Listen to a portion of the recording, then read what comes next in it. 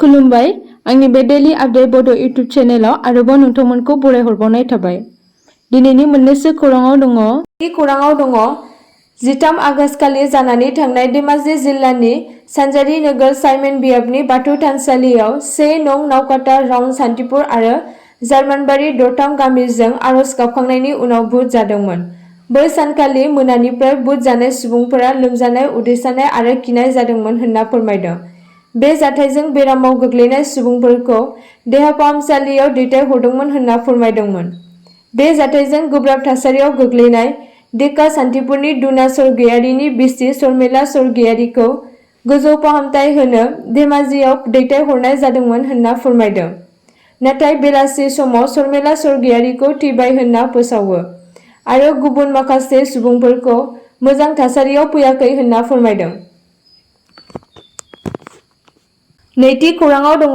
कलकातानि आरजिकर medical college आरो देहा फाहामसालिनि बिबानाव थानाय देहा फाहामगिरि सासे आइजोखौ जिनाहारि खालामनाय आरो बुथारनायनि बेरेखायै सोलिबाय थानाय हेंथा दिन्थिफुंनायखौ खौसेथि फोरमायनो थाखाय इन्डियान मेडिकेल एस'सिएशन सनिबार 17 आगस्तआव फुंनि 6 रिंगानिफ्राय जागायजेन्नाय हरखाब फाहामथाय सिबिथाइफोरखौ दोनथ'नानै 24 घन्टानि हादरनाङै बन्द फोसावदों।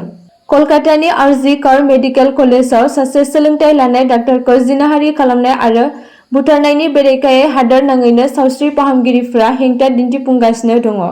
बे जाथाया जादोंमोन 9 आगस्त खालि।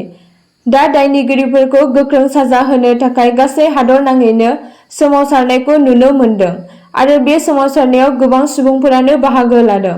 सावथुन आरो टेलिभिजन दारिमिनगिरिफोरा आरजिकर मेडिकेल कलेज आरो देहा फाहामसालियाव सोमावसारग्रा डाक्टारफोरजों लोगो जाफादों। थामथि खौराङाव दङ।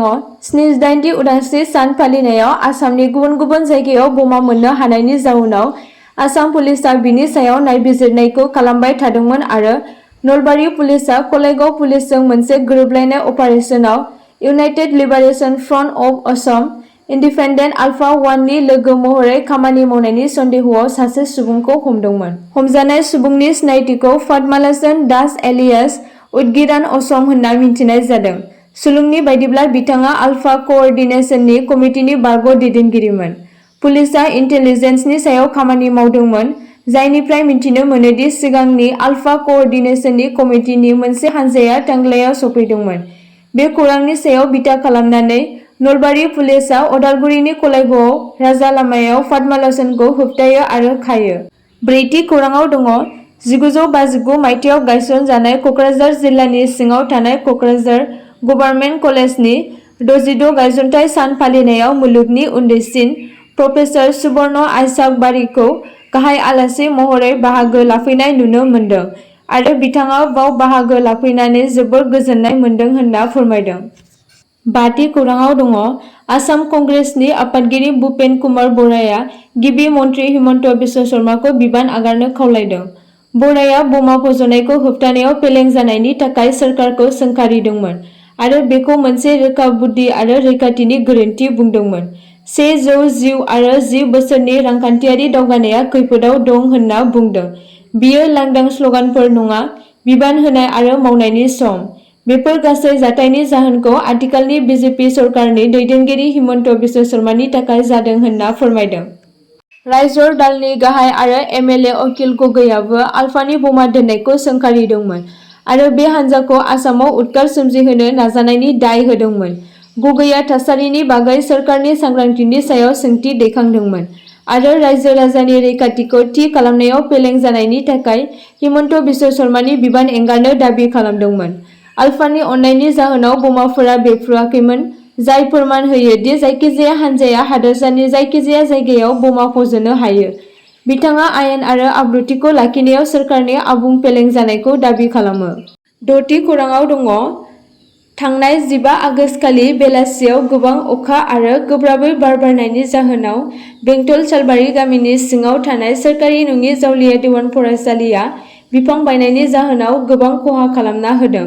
गोबां दुखु फोरमायनायजों लोगोसे बे सरकारि नङि फरायसालिखौ गोदानै बानायफिननो थाखाय फरायसालिनि फोरोंगिरि आरो गामिनि रायजो राजाफ्रा आथिखालनि बिटिआर सरकारनिसिम गुरैयै खावलायहरदों होनना फोरमायदों। स्निथि खौराङाव दङ। बोथोर खुंथायआ बुंदोंमोन दि शुक्रबारखालि ताइवाननि सानजायारि नोगोर हुआलेननिफ्राय 34 किल'मिटार गोजानाव 6.3 मेग्निट्युड गोहोनि बांग्रिं फैदोंमोन, जेराव गोख्रों बांग्रिंनिफ्राय दासिम खहा जानायनि जेबो खौरां गैया होनना फोरमायदों। बे बांग्रिंआ राजथावनि टिपिआव बिल्डिंफोरखौ सोमावग्लुंदोंमोन। बिबानगिरिफोरा बुंदोंमोन दि नोगोराव साबवे सिबिथाइफोरा गाहाय गोख्रैथिजों सोलिबाय थादोंमोन। बोथोर खुंथायआ बुंदोंमोन दि बांग्रिंआ 9.7 किल'मिटार गोथौमोन आरो बिनि उनाव 15 आगस्त बृहस्पतिबारनि हर गेजेराव ताइवाननि सा-सानजा रुगुंआव 5.7 मेग्निट्युड गोहोनि बांग्रिं फैदोंमोन।